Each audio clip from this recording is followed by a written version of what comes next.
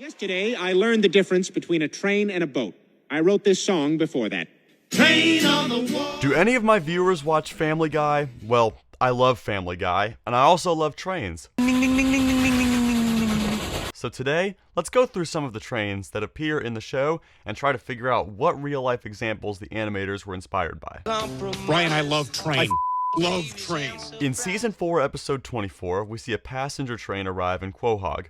The engine is clearly inspired by Amtrak's P40 and P42 diesels, their flagship locomotive for the last few decades, with the consist looking like a generic passenger car design, probably inspired by either the Amfleet or Superliner cars. Another way you can tell this was definitely inspired by an Amtrak train is because no one is riding on it.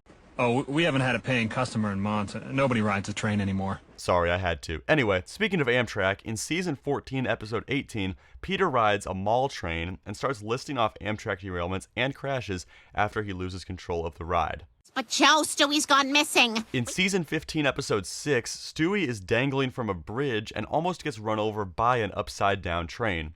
The locomotive itself looks like a pretty generic freelance North American steam engine, and I'm not entirely sure what's going on with that wheel arrangement, but there is a pretty faithful recreation of a slope-back tender, which were a unique style of tender commonly used in yards and switching areas to provide the crew with greater visibility. The rest of the train is pretty much just freelance generic rolling stock designs. In Season 2, Episode 15, we see this absolute monstrosity of a locomotive design.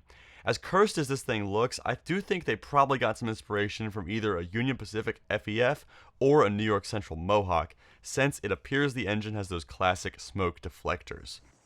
Guys, anyone know when the next train is scheduled? Don't worry, if a train comes, I'll warn you in slow motion.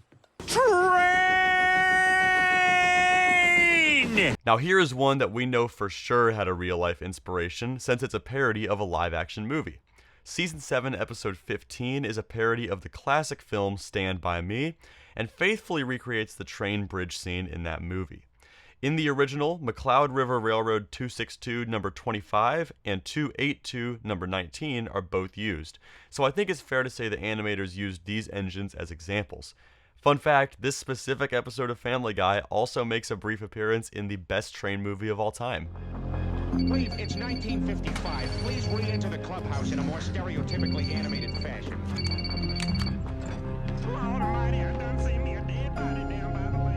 In Season 20, Episode 15, Meg jumps over a train while in a police pursuit. This locomotive is definitely inspired by a traditional GP or SD style of EMD locomotive, with the paint scheme likely pulled from the BNSF. Even the marker lights on this engine are lit, so the engineer must have been a rail fan.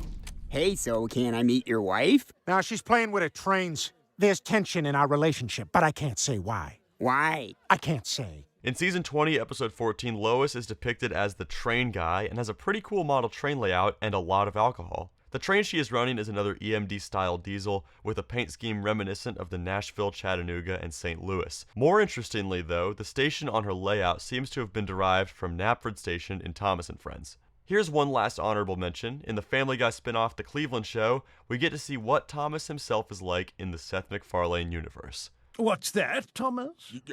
Choo-choo! That's all I got for today. Be sure to subscribe and stay tuned for more videos coming real soon.